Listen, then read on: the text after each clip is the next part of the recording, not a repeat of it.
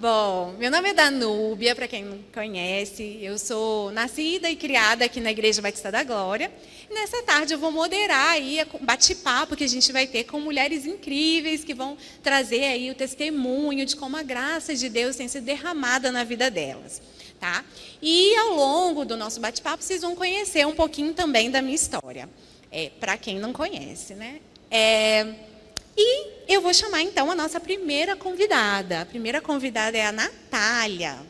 Natália, pode vir para cá, pode sentar aqui numa das nossas cadeirinhas confortáveis.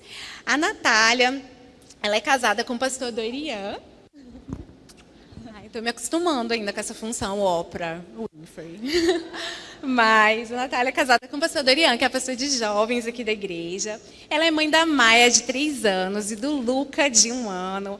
Ela é administradora, gastrônoma, fez teologia, cursou teologia por 2 anos.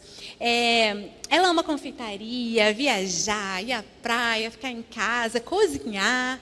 Na igreja, ela sempre esteve envolvida aí com o Ministério de Juventude, Ministério de Dança, de Artes. Ou seja, gente, é uma mulher multitarefas, né? Essa é a Natália. Nossa segunda convidada é a Bia. Bia Faé é irmã do nosso pastor Bruno Faé, uma amiga também, uma querida. Pode sentar aqui numa das nossas cadeirinhas, isso. A Bia é especialista em saúde feminina. Ela tem 20 anos aí de experiência em tratamento físico para gestantes, pós-parto, questão de diástase abdominal. De o quê? 40 de idade, 20 anos só de atuação. Eu falei de experiência. Não, gente, calma. A Bia é casada, é mãe da Lígia, 8 anos. Né? Ela passou por uma dificuldade aí de saúde. E essa dificuldade fez com que ela ressignificasse os sonhos de Deus para a vida dela. Né? A gente vai ouvir um pouquinho da experiência da Bia. E hoje ela atua com mulheres de mais de 50 países, né, Bia? E aproveita essa oportunidade também para dar o testemunho dela de tudo que Deus tem feito na vida dela. Bom, sejam bem-vindas, meninas, ao nosso bate-papo. E a forma que eu escolhi para conduzir essa primeira conversa é num formato em que eu vou contar também um pouquinho da minha história, né? Para quem não me conhece, para quem conhece vai ouvir de novo também, eu vou contar. E ao longo que eu for contando, a gente vai conversando, vou trazendo aí algumas perguntas, tá bom? Como eu falei, sou da Danúbia, nascida e criada aqui na igreja. E desde criança, eu tinha um sonho. O meu sonho, eu acho que até as pessoas que me conhecem devem estranhar quando eu falar isso, mas o meu sonho era casar. E eu era uma pessoa, assim, que vim de uma família, os meus pais casados há mais de 50 anos, fui criada com a minha irmã e meu cunhado, que são líderes de casais aqui na igreja, e eu via todo esse ambiente familiar e tal, e eu falava, eu quero isso para mim, eu quero casar. Eu achava que quando eu fosse adolescente, eu ia encontrar uma pessoa legal e fosse casar. E sabe aquela menina, assim, adolescente, que é bonitinha, legal, e os meninos correm atrás e tal? Então, essa não era eu. Essa eram as minhas melhores amigas. Eu era aquela menina legal, inteligente, mas ninguém queria namorar comigo. E aí, o tempo foi passando, eu ia investindo na minha carreira, né, fui morar fora, mas nada dava certo nesse ponto assim amoroso. E aí, o que eu fui fazendo? Eu fui me sujeitando a algumas situações, eu fui dando o meu jeitinho, sabe? Eu namorava com pessoas que não eram cristãs, namorei com pessoas que me traíram, fui dando vários jeitinhos, sabe? Porque eu achava assim, que eu tinha que conseguir isso com minha própria atitude, com as minhas próprias mãos. E nada dava certo. E aí, para começar, e aí eu penso hoje, quando eu penso nisso, eu lembro muito da história de Sara, né? Que Deus falou que ela ia engravidar e ela já tinha idade ali e ela não engravidava, ela, né, foi dando o jeitinho dela. Vai ali com a minha serva, faz isso, para poder que as coisas acontecessem, né, que o plano de Deus acontecesse. E quantas vezes a gente tem dificuldade, né, de esperar para que os sonhos que Deus plante no nosso coração sejam atuados por Ele, não pela gente, né? E eu queria saber de vocês já tiveram alguma experiência nesse sentido? De ter um sonho, ter um plano e vocês fazerem de tudo para que isso dê certo e as circunstâncias nunca davam certo, porque vocês tinham que entender que, no fundo, vocês tinham que entregar isso para Deus? Então, eu tive, e a experiência que eu vou contar diz muito sobre isso, né? Eu estava no auge profissional e com todos os sonhos a todo vapor, mas o Senhor disse, calma, não é a hora. Primeiro, você vai testemunhar. E aí eu vou contar depois um pouquinho a história, mas foi interrompido o sonho, mas ele continuou depois. Com fé ele continuou. Amém. E você, Natália? Eu tenho também. A gente ter ido morar fora, a gente morou fora um tempo, né?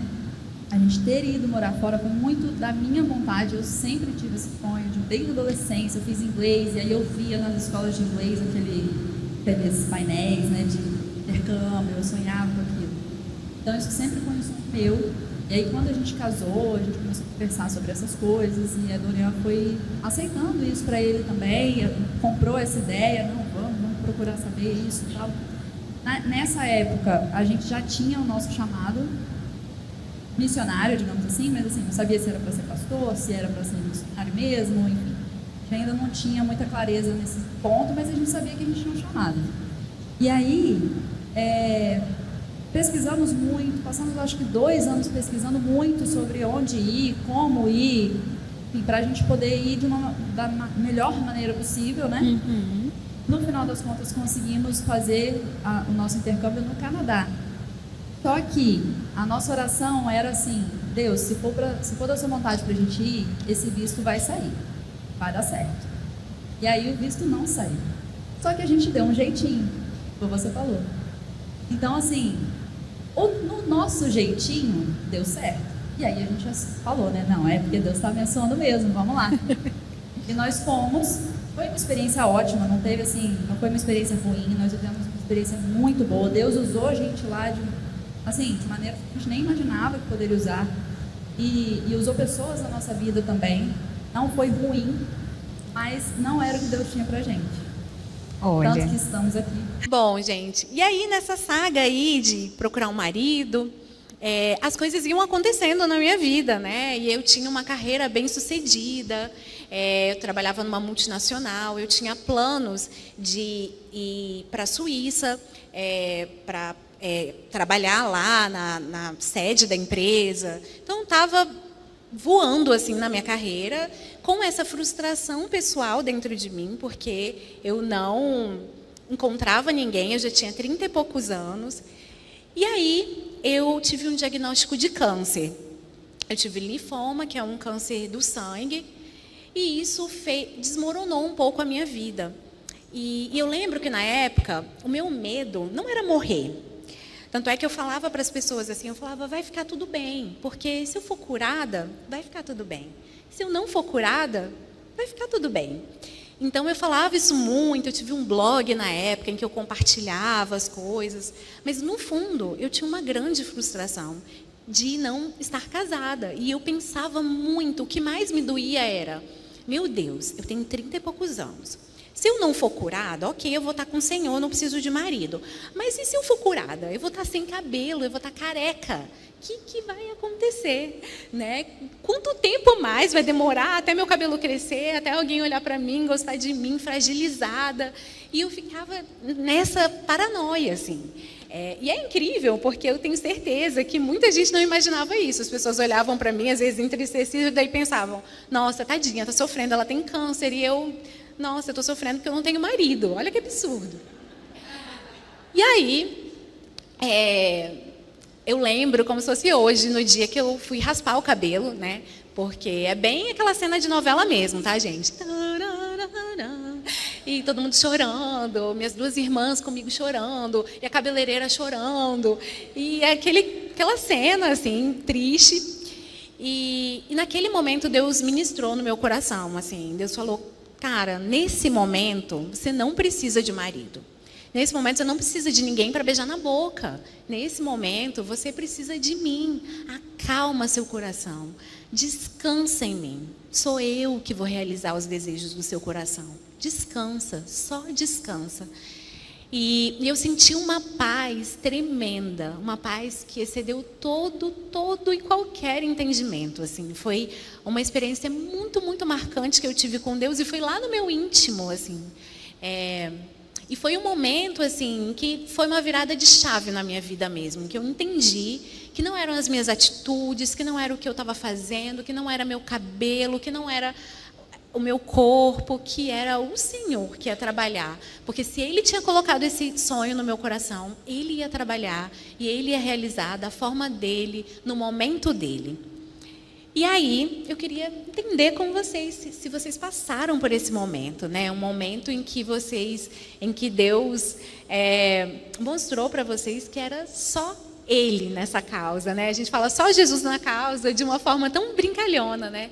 Mas tem horas que a gente deveria ser sempre, né? Sempre Jesus na causa, mas a gente quer fazer do nosso jeito e quando o bicho pega, é Jesus. Mas aconteceu esse momento com vocês também, meninas? Comigo aconteceu. Nossa. É alto, né? Comigo aconteceu, eu estava no meu auge profissional, né? Pronta para gravar, tirando vários projetos do papel, sonhos aí para realizar, se concretizando. E no dia que eu fui para essa gravação, para o meu site, né, novo, toda maquiada, né, ia sair um resultado de um exame que eu tinha feito de ressonância craniana. E aí eu acordei de manhã, o resultado tinha saído, e mandei para o Bruno, meu irmão, porque eu sabia que tinha alguma coisa. Falei, Bruno, dá uma olhada, porque eu vou gravar e eu não posso perder o foco, eu não vou ver. Mas você estava sentindo alguma coisa? Sim, eu tinha dor de cabeça. Estava Tá. sentindo dor de cabeça, tive um episódio de uma crise convulsiva parcial na madrugada, que eu fui diagnosticada errada na época, falaram que era uma paralisia do sono, que é quando você ainda está despertando. Eu tremia na cama, mas eu não perdi o nível de consciência. Durou segundos, né? Então, ficou um diagnóstico assim, não, é uma paralisia do sono, pode ir embora. Mas aí eu fiz a ressonância, porque a dor de cabeça não passava. E aí eu estava esperando esse exame sair. E saiu justamente nesse dia que eu estava assim, com uma equipe de profissionais, toda maquiada, toda produzida, de manhã saiu. Mandei para o Bruno, falei, Bruno, vê aí. E aí fui, né? Fiquei o tempo inteiro gravando, e à noite, meu marido pegou minha filha na escola, dentro do carro eu abri. Falei, vai para casa que eu quero ver. E aí vi lá um tumor cerebral enorme na ressonância. E eu nunca falei isso, mas é muito grande, era uma gema de ovo. Imagina você olhar na ressonância, um caroço enorme no seu cérebro, né? Meu Deus. E aí eu falo que foi uma queda livre. Foram 7 dias de queda livre. Um sonho interrompido. E aí eu li uma vez que às vezes a alma precisa se abater para fortalecer. E eu tive essa sensação de precisar que a minha alma respirasse. Então eu legitimei aquilo. Fiquei 7 dias assim. Mas aí depois eu entrei numa conexão profunda com Deus. E aí minha família na época não entendeu muito bem, porque eu lido melhor no particular. Então, ninguém soube, só o núcleo bem restrito da família. Mas aí eu comecei a orar, comecei a ter essas... E aí eu posso contar depois, mas porque a história é longa. Mas você já era convertida nessa época? Eu já era evangélica. Olha. E aí eu comecei a sentir essa conexão profunda que eu senti com Deus, essa aproximação. Eu fui sentindo a graça e o Espírito Santo de um jeito também físico, porque eu sentia dor de cabeça, mas as dores começaram a amenizar. Eu colocava minha filha para dormir com 6 anos de idade e chorava. Depois o choro foi virando esperança. Então, essa fé, eu falo, a fé tem um lugar todo especial no momento da dor. A fé é o sustenta. É verdade. E quando a gente tem filho, o que a gente quer é tempo para viver. Amém. Você, Natália, teve alguma experiência de ter sonhos aí que foram interrompidos? Então, como eu disse, né, essa viagem que a gente fez, quando a gente foi, eu falei que a gente foi dando o nosso jeitinho. E a gente conseguiu um outro visto, na verdade. Tipo, não foi o que a gente tinha pedido para Deus. Aquele que a gente tinha pedido tinha negado, né? Conseguiu um outro, não, vai dar certo, e é isso aí, a gente faz esse caminho assim. para chegar lá, vai dar tudo certo. E aí, lá durante o processo, a gente estava tendo sonho, né? Nossa, tudo legal, tudo era lindo, maravilhoso. E eu estudando inglês para poder melhorar o meu inglês. E aí, aplicamos eu não vou saber explicar tão detalhado agora, também não convém, mas assim, a gente estava com um visto, eu tinha que fazer um período de inglês, no final desse período de inglês, a gente convertia esse visto para o visto que era o que a gente queria antes. Era como se fosse uma extensão, algo assim. E aí, para fazer isso estando lá, tinha que ser uma empresa de lá para poder fazer essa mudança para a gente. Eu não podia fazer isso sozinha, tinha que ser uma pessoa jurídica. Fomos, procuramos empresa, pesquisamos e tal. E aí a empresa, quando fez a aplicação, a gente esperou acho que 3 meses quase para sair esse visto. E aí quando saiu o visto foi negado, porque a empresa não traduziu os nossos documentos financeiros. Olha que coisa sem sentido. Meu Deus. Uma empresa que faz isso todos os dias, entendeu? Assim. E aí abriu-se o chão, a gente tem que sair de uma hora para outra, porque a gente... aquilo, né, gente? A gente larga tudo aqui, pega a rescisão de todos os lados e vai para viver um sonho uma única vez, uma única tentativa. E aí deu errado. Então, ou a gente voltava para casa sem nada, ou o que a gente ia fazer. E assim, a gente teve que decidir, vender tudo que a gente já tinha conquistado lá, porque até então a gente ia ficar um tempo maior, então a gente foi vivendo mesmo. E aí, no final das contas, Deus levou a gente para um outro lugar, onde a gente ficou mais um tempo. A ideia, a gente conseguiu também um outro tipo de visto para ficar nesse lugar, e aí conseguimos recapitalizar, digamos assim, né? Pelo menos o que a gente tinha perdido. E aí foi quando... E a nossa ideia ainda era voltar para lá, porque a gente não tinha conseguido concluir, né? A gente só tinha começado. E aí foi quando Deus disse, não, vocês não vão voltar para lá. Vocês vão voltar lá para a casa de vocês, lá para a igreja onde vocês nasceram, cresceram, porque vocês vão fazer o que vocês já faziam antes lá. E aí a gente voltou, aceitou, disse sim, sim senhor, é isso aí, vamos. Muito bem. Continuando aqui, né, então a minha história, eu tive o câncer, passei pelo tratamento, né. Quando eu finalizei o tratamento do câncer, foi em novembro de 2016, eu estava curada, mas o câncer que eu tive, ele reagia muito bem ao tratamento, mas ele tinha um índice de retorno muito, muito alto, de mais de 70%. E aí eu participei de um tratamento experimental por 2 anos, né, em que eu recebia uma medicação branda para poder ver se o câncer não voltava. E 6 meses, e aí assim, foi um período, né, em que eu voltei para a minha empresa e as coisas já não eram mais as mesmas, as pessoas me enxergavam com uma certa fragilidade, né, e com 6 meses que eu tinha finalizado o meu tratamento, eu tinha 2 dedinhos de cabelo, eu conheci quem, gente? O meu marido.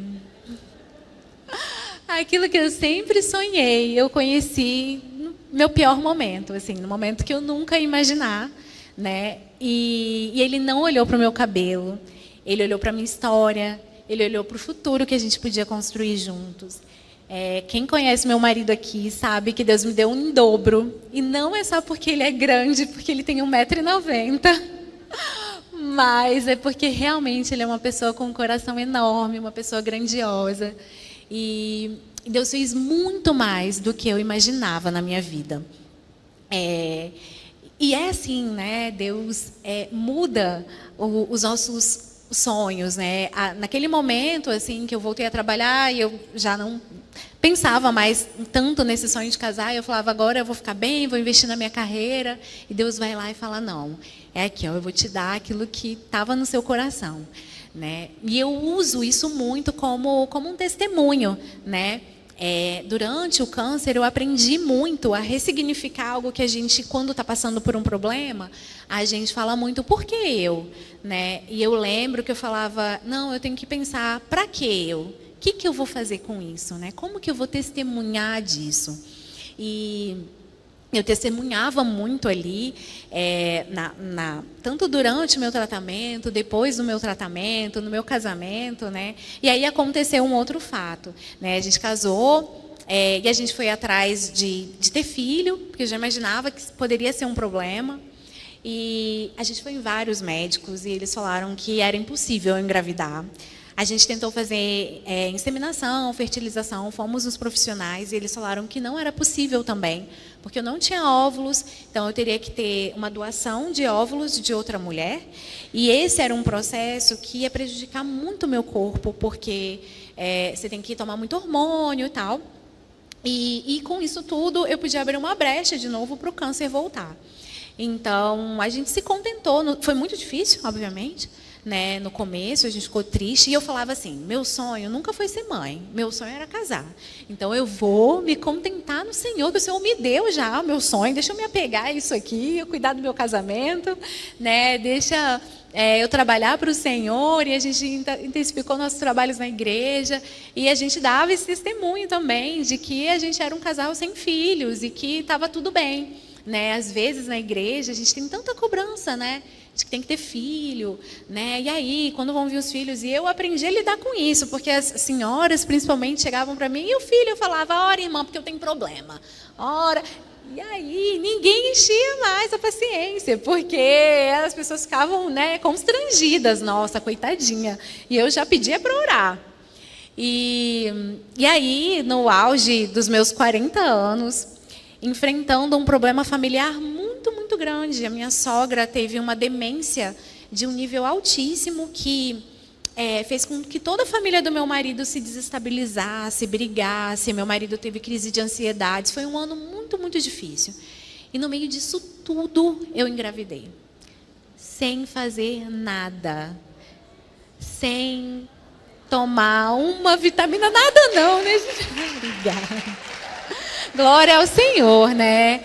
É a Deus a glória. Não é que eu não tenha feito nada, mas vocês entenderam. E Deus foi lá e cumpriu, né, os sonhos que nasceram no coração dele primeiro, né? Porque eu falo muito isso, que hoje a minha filha tem 11 meses, né? E ela é um sonho que nasceu primeiro no coração de Deus, né? Porque foi no momento que a gente realmente já tinha entregado tudo para Ele.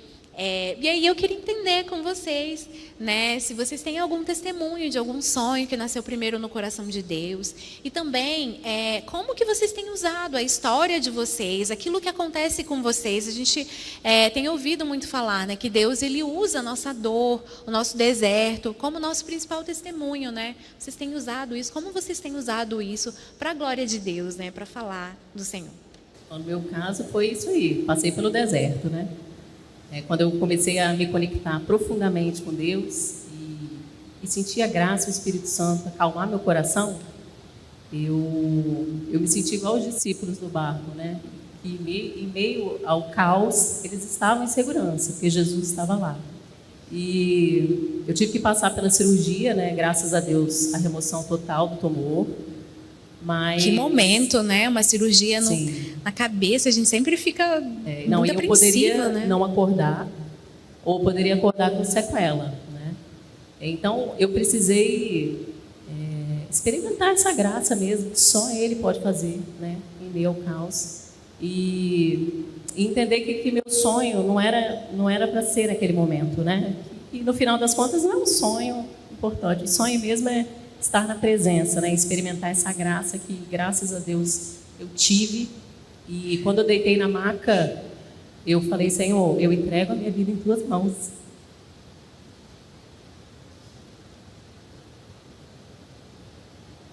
Amém. E mesmo se eu não tivesse acordado, eu sabia que eu não morreria. Amém. Glória a Deus. Então, quando eu acordei,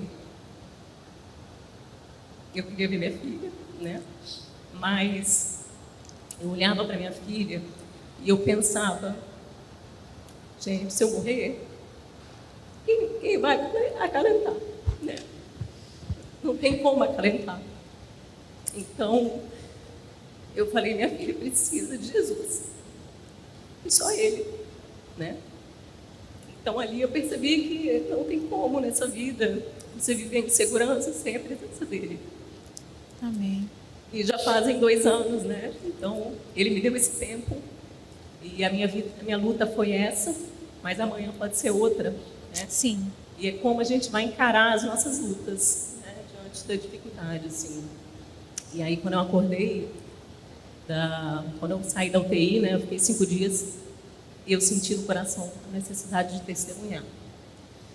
E nessa brincadeira ajudei muita gente, né? Eu tinha um canal, tenho ainda um canal com quase 180 mil seguidores. E aí, ali, eu ajudei muita gente com tumor cerebral, através do evangélico, que eu acho que é isso, foi uma forma de evangelizar, né? É a primeira vez que eu estou falando isso em público, eu sabia que eu ia me emocionar por isso, né? Mas aconteceu um episódio semana passada, que eu fui visitar a casa de uma amiga, e aí nós pegamos o elevador, eu, meu marido, minha filha, hoje eu tenho 8 anos, e o elevador travou na cobertura. Ai, meu Deus. E aí Liz começou a ficar nervosa, né? E aí começou a desesperar. Eu falei, não, filha, o moço vai consertar. E aí ela começou a clamar por Jesus. Jesus, me ajuda, Jesus. Começou a chorar. E aí passou alguns minutos, ela falou, mamãe, Jesus não está atendendo. Aí eu falei, filha... Como é que responde, né? A fé não é assim uma moeda de troca. A fé é você entregar, confiar e esperar. Você tem que ter resiliência. Porque talvez não vai ser rápido. Mas aí ela não satisfeita, ela falou, mamãe, nós vamos ler o Salmo, porque a gente lê toda noite. Papai vai ler o Salmo para mim. E o papai não vai muito à igreja, sabe? E Deus trabalha aí, né? Amém. E aí lemos o Salmo, oramos, e logo depois o cara abriu a porta. Ele falou, mamãe, até que foi rápido. E foi rápido, mas poderia não ser. E a vida é assim. Nós temos momentos muito difíceis.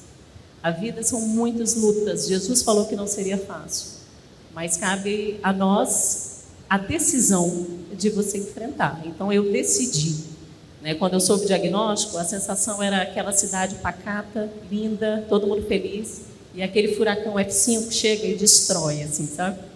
Então você tem que decidir passar pelas suas lutas, e com certeza, passando com Jesus, tudo fica mais fácil.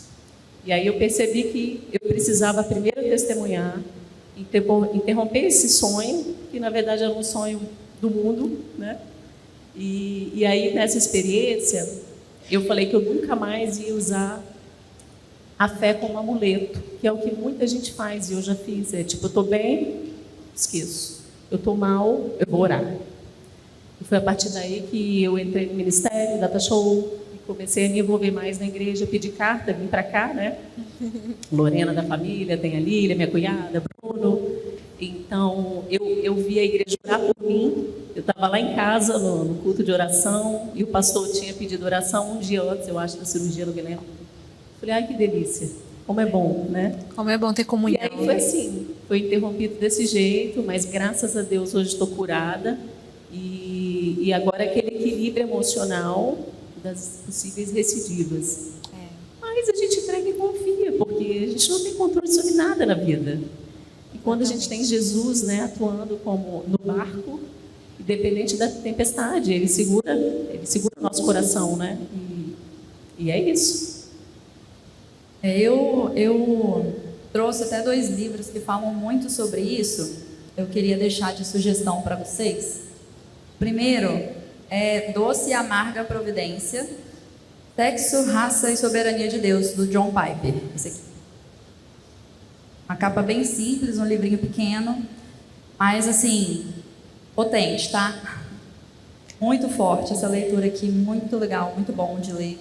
Ele fala exatamente isso. Ele conta a história de Ruth, né? Fala assim com base na história de Ruth e de como Deus age através das coisas boas e ruins na nossa vida, né? Se você for parar para pensar, o que é a história de Ruth? No início do capítulo ali, várias catástrofes, né? Noemi, então, coitada, perde todo mundo, perde a cidade, perde o marido, perde os filhos, perde tudo. E aí Deus usa uma estrangeira, e aí a gente lembra, né, que o o povo de Deus tinha muito isso, assim, de estar sempre entre si. E aí Deus vai e usa uma estrangeira, alguém de fora, para resgatar Noemi para a cidade dela, resgatar Noemi para a família dela, para voltar a ter uma família. E isso vai refletir lá na genealogia de Jesus. Sim, não é pouca coisa. Não foi só para resgatar Noemi, foi para um propósito muito maior também. Então, esse livro aqui é bem interessante, fica a sugestão. E o outro, ele é, na verdade, um pouco mais voltado para jovem, adolescente, mas é uma leitura fácil, muito bom também, que é O Deus que Destrói Sonhos, de Rodrigo Bibo. Esse daqui, ele é um pouquinho mais radical, eu diria. Ele fala muito sobre como é que eu não sei se acho que não dá para ser delicada, mas ele fala muito assim, de como Deus não está ligando muito para os nossos sonhos. Ele tem os sonhos dele para a gente. E quando a gente está em sintonia verdadeira com Deus, quando a gente entende que a nossa vida depende dele, é para ele, é por ele, tudo que acontece na nossa vida, as nossas aspirações, isso tudo flui de uma maneira muito melhor, porque vem dele. Então a gente não fica remando contra uma maré, como no meu caso, né, de ir para um lugar que eu achava que era o meu sonho e tal. E na verdade Deus tinha tudo que eu precisava aqui do meu lado, onde eu estava. Então assim, não que eu não pudesse ir ter uma experiência, tanto que, por que eu acho que ele é um pouco mais radical? Porque ele vai falar isso, né, que Deus não está ligando muito para os seus sonhos. Mas eu, apesar disso, eu acho uma leitura muito boa e continuo indicando. Mas eu, Natália, acredito que Deus liga sim para os nossos sonhos. Porque se ele não ligasse, ele nem faria questão de me deixar ir para lá, por exemplo. Eu acho que muitas aqui, algumas pelo menos, mas eu acredito que muitas já passaram pela experiência de um casamento e sabem exatamente o que é quando a gente coloca a nossa família nas mãos do Senhor e a gente não tem dinheiro para fazer um casamento, porque desde sempre o casamento é caro, não é hoje que é caro, é desde sempre. E a gente consegue fazer, e Deus faz muito mais do que a gente sonhava. Os pequenos luxos. Eu lembro no meu casamento, eu sou uma pessoa assim, de muita planilha, né? Qualquer centavo eu coloco lá. E aí no casamento eu estava fazendo isso, porque tinha que ter um cronograma orçamentário ali para fazer funcionar. E aí chegou uma hora que eu olhei para a Doriana e falei, quer saber? Não vou fazer mais planilha, eu não estou entendendo o que está acontecendo aqui. Deus está fazendo, está pagando, eu estou deixando, porque eu não estou entendendo o que está acontecendo aqui. Eu precisava de um casamento como foi, me vestir de noiva, ser na igreja com flores, precisava fazer uma festa, precisava disso tudo? Não. Era um sonho meu? Era. Eu conseguiria fazer isso sozinha? Jamais. Mas Deus fez nesses pequenos luxos, Ele me mostrou a grandeza dele. Ele não queria que simplesmente o meu casamento fosse bonito, Ele queria que ele fosse um casamento como é hoje, com um testemunho de vida, com experiências de vida, um com o outro, a gente com os nossos filhos e fazendo a vontade dele, buscando estar na vontade dele. Eu sei que é isso que Ele queria, mas naquele momento que a gente está vivendo, buscando o nosso sonho, a gente não consegue ter essa visão macro, né? Sim. E quem tem é Deus. Então, quando a gente entende isso, quando a gente entende que a gente tem que buscar o centro da vontade de Deus, não só para a gente, mas para que a gente esteja no caminho certo, para que a gente consiga ser usada por Deus na vida de outras pessoas, como vocês duas foram agora, com certeza. Toda dificuldade que vocês viveram, naquele momento eu tenho certeza que o turbilhão que passava na mente de vocês era uma coisa assim, surreal. Por mais que a sua maior preocupação não fosse morrer ou viver, era um turbilhão de sentimentos ali que nenhuma de nós aqui experimentou. E hoje você pode compartilhar isso como um testemunho e trazer isso para a vida de outras pessoas. Então, assim, por mais que eu costumo falar, na hora que a gente desceu, eu falei com as meninas, falei, gente, eu não sei o que eu vou falar, eu não tenho testemunho, assim. Então, eu cresci na igreja, eu sou a crente, assim, sabe? Aquela que tá sempre ali. Que faz tudo, tá sempre envolvida, mas cresceu ali e é isso. Minha vida não tem muitos altos e baixos. Mas quando quando a gente olha para trás, e eu tenho certeza que todo mundo aqui consegue olhar para a sua vida hoje e ver que Deus esteve em vários momentos ali que você nem prestou atenção. Se você for olhar para trás, às vezes um café da manhã que você comeu e foi muito gostoso, e às vezes foi o último que você compartilhou com tal pessoa. Foi uma bênção de Deus na sua vida naquele momento. Uma conversa, isso aqui que a gente... São momentos que a gente precisa olhar e ser grato a Deus por isso. É verdade. Deus, ele cuida de nós nos pequenos detalhes, eu acredito muito nisso. E é muito importante que a gente use isso como testemunho, né? É o que a Natália falou, não aconteceu nada muito grande, mas quantas coisas a gente viu acontecendo na vida dela, e quantas coisas dessas ela não compartilhou com outras pessoas. O nosso testemunho, ele não precisa ser para grandes públicos, né? Eu falo muito do meu testemunho, e eu não sou pastora, eu não prego em igrejas, não é assim. Mas se você for lá na empresa que eu trabalho, que é uma grande empresa, e você perguntar para a faxineira, se ela me conhecer, ela vai saber que a minha filha é um milagre, ela vai saber do meu casamento, ela vai saber que eu tive câncer, porque o momento que eu tenho, se eu estou conversando com alguém, em algum momento eu acabo introduzindo a minha história, e quando eu falo da minha história, não tem como eu não falar do amor de Deus pela minha vida, e do quanto Ele fez por mim, e do quanto Ele ainda tem feito por mim, desde as pequenas coisas até grandes coisas, como a gente viu aqui nos nossos testemunhos. E é isso, gente, a vida da gente é altos e baixos, né? Nem sempre os nossos sonhos vão se realizar, porque às vezes não são sonhos de Deus para a nossa vida, né? Porque é Deus que coloca em nós o querer e o efetuar. Então a gente precisa muito estar conectado com Ele para entender se aquilo que está no nosso coração também está no coração de Deus, também é o plano de Deus para nós, né? E a minha oração para cada uma de vocês é para que a gente consiga cada vez mais colocar os nossos sonhos nas mãos do Senhor, descansar nele e entender que é Ele que vai realizar no tempo dele, no momento dele, da forma dele. E quando isso acontecer, a gente usar isso como testemunho para falar que é para a glória dele, que foi Ele que fez nas nossas vidas e não a gente. Amém? Deixa eu só complementar uma coisa, Claro. porque como eu sou profissional da saúde feminina, trabalho com mulheres há 2 décadas, né? Eu chamo a atenção para vocês, mulheres que estão aqui, como é que estão os exames, se os exames estão em dia, né? Porque eu nunca sofria de dor de cabeça, então nunca tinha tido enxaqueca ao longo da vida, e eu senti uma dor de cabeça pontual que me chamou a atenção. Esse foi o meu primeiro alerta, porque conhecendo meu corpo, aquilo ali, mesmo com o diagnóstico errado, eu fui atrás e busquei, né? Então, não deixem para depois, tá? Não deixe para depois, tem que praticar o autocuidado, a gente se percebe mais fácil, e a gente observa se tem um sinal de alerta acontecendo. E experimentar essa graça que eu experimentei, e tento ainda, né, ao máximo que eu posso, só vem através do relacionamento. Então, assim, a fé, a gente tem que alimentar através do relacionamento para que você tenha uma maturidade espiritual e sinta mesmo as mudanças que Ele faz na nossa vida, né?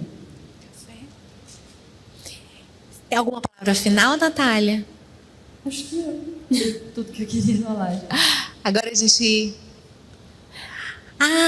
tem um momento para perguntas. Vocês têm alguma pergunta aqui para as nossas convidadas ou para mim que vos falo? Paulo dela não era conhecido como Saulo, mas ele teve um encontro com o Senhor nesse processo todo dela, né? Aproveita e dá esse testemunho também, né? Sim, eu tenho uma história um tanto polêmica, porque eu conheci o meu marido, ele era católico, muito católico. Por vezes eu falava que ele era mais crente do que eu, porque quando tinha alguma dificuldade, ele falava, vamos orar, vamos pedir a Deus, né? E aí a gente tinha um combinado, né? Quando a gente estava se conhecendo, de que eu iria acompanhar ele um pouco na igreja dele, ele ia vir um pouco aqui. E aí eu ia lá na igreja católica. E ele vinha aqui, ele gosta muito de música. Ele não era católico de banco, tá, gente? Ele era um católico que era líder da parte de música da igreja. Então, ele estava sempre na igreja, era extremamente atuante. A mãe dele, extremamente atuante. Então, era uma batalha ali. E, aos poucos, ele foi entendendo que ele pertencia aqui à nossa comunidade da Glória, né? lembro muito quando ele estava na dúvida e o pastor foi visitar a gente, e eu não insistia. Assim, eu falava, Deus vai trabalhar no coração dele, Deus tem um plano, né? Eu entendia que a fé dele era muito grande, era maior do que a denominação, e ele não era alguém que orava para Maria, nem nada disso, então, enfim. E eu lembro um dia que o pastor foi visitar a gente, e ele estava com essa dúvida, e ele falou com o pastor, e o pastor falou, olha, Deus procura quem adore em espírito e em verdade. A mulher samaritana perguntou, meus pais adoravam em um lugar, né? O povo aqui de Israel fala que tem que adorar em outro lugar. Onde que eu adoro, né? E eu, quando ele perguntou, que ele falou que estava na dúvida, eu tinha certeza que o pastor ia falar, não, você tem que se converter e tal. Mas não foi esse processo. Ele falou, você tem que adorar em espírito e em verdade. E ele se sentiu tão acolhido, e Deus foi trabalhando no coração dele. E num dia, como eu contei, né, que a gente teve um grande problema com a mãe dele, num dia bem caótico, foi o dia do batismo dele, em que ele realmente definiu e entregou aí a sua vida. Se batizou, aceitou se batizar de novo, que às vezes é uma dificuldade, mas foi realmente um testemunho, assim, mais um testemunho da minha vida, foi a conversão do meu marido. Quero perguntar para a Natália. Eu escrevi aqui, mas eu vou perguntar logo aqui, né? Deus que destrói isso, Deus que destrói os seus sonhos. Percebo que tem muitas pessoas que são mulheres que vencem lutas espirituais, batalhas espirituais, mas acabam perdendo batalhas emocionais. Eu queria que você falasse assim, como que esse Deus que destrói os sonhos, como que a gente pode lidar com isso? Você acredita que tem a ver com a nossa experiência emocional, que a gente não tem que ficar tão dodói, a ponto de quando Deus falar algo, a gente não ir para a caverna e ficar lá, porque Deus destruiu o nosso sonho? Você acha que tem alguma coisa a ver com o emocional? Eu acho que sim, eu acho que as coisas andam juntas, né? A gente é um ser emocionado por natureza, a gente não tem como separar as coisas assim. Mas eu acho que a gente tem que, uma das coisas que Jesus ensina é a gente a ter autocontrole, né? A gente precisa saber ter um autocontrole em relação às coisas que acontecem na nossa vida. Não dá para a gente se estruturar só porque, assim, eu falo pensando muito na minha filha, por exemplo. Minha filha vai fazer 4 anos. Ela chora de se acabar porque a prima dela não está lá. Imagina a gente, adulto, tendo crises de choro por razões supérfluas, né? Claro que coisas muito difíceis de lidar, a gente vai... É muito difícil a gente achar que a pessoa tem que reagir de uma maneira muito positiva também. São coisas muito complexas. Cada um tem a sua maneira de reagir às coisas que acontecem. Às vezes a minha maneira de reagir a uma dificuldade não é a mesma, não vai ser a mesma que você vai ter. E eu não posso julgar a maneira dela reagir, porque eu reagiria diferente também. Mas sim, a gente precisa lembrar que Deus estando na nossa vida, Deus fazendo morada no nosso coração, Ele precisa fazer, a gente precisa permitir com que Ele faça a nossa vida ser uma vida de testemunho. E como que a gente testemunha se a gente está fora de controle, né? A gente tem um momento de chorar, a gente tem um momento de rir, e a gente tem que saber qual é o momento de chorar e qual é o momento de rir. Então, eu acho que a gente precisa ter esse controle emocional de modo geral, mas ao mesmo tempo entender que às vezes a gente é humano, né? E sempre a gente vai ter esse controle emocional tão em dia. Terapia está aí para isso. Aproveitem. Verdade. Mais perguntas? Bom, a gente pode encerrar. Claro. Eu tive um tio meu, você falou agora sobre as lutas, né? Como é que a gente... Que é legítimo, né? Eu acho que as nossas dores, as nossas lutas, né? Elas são legítimas e temos que respeitá-las, né? Mas eu tive um tio que teve um AVC hemorrágico há 1 mês e ele ficou paralisado, né? De um lado. E aí a filha dele é filha única, minha prima, e a mãe já falecida, né? Irmã do meu pai. E eu fui dormir uma noite com elas há duas noites atrás, eu estava lá na madrugada, e ele muito inquieto, porque ele perdeu a fala, não consegue falar, então a gente tem que deduzir, embora ele está totalmente consciente. E aí, com muito custo, eu ajudei ele a virar de lado. E ali ele conseguiu descansar de lado, né? Dormir de lado. E eu fiquei olhando lá na madrugada, fiquei, Senhor, tem misericórdia. E aí eu fiquei pensando, gente, isso é um problema que não se resolve com dinheiro. E ali eu ressignifiquei assim as minhas lutas, né? Se o seu problema hoje se resolve com dinheiro ou com burocracia, é um problema que é possível resolver, né? E aí eu comecei a olhar para os meus problemas assim, né? Quando eu tenho uma doença, uma situação que não tem cura, só Deus, né? Só Deus para ter misericórdia. Bom, amém. O nosso próximo bate-papo, que vai ser sobre saúde mental, vai ser muito legal. Espero vocês. Obrigada, meninas. Obrigada.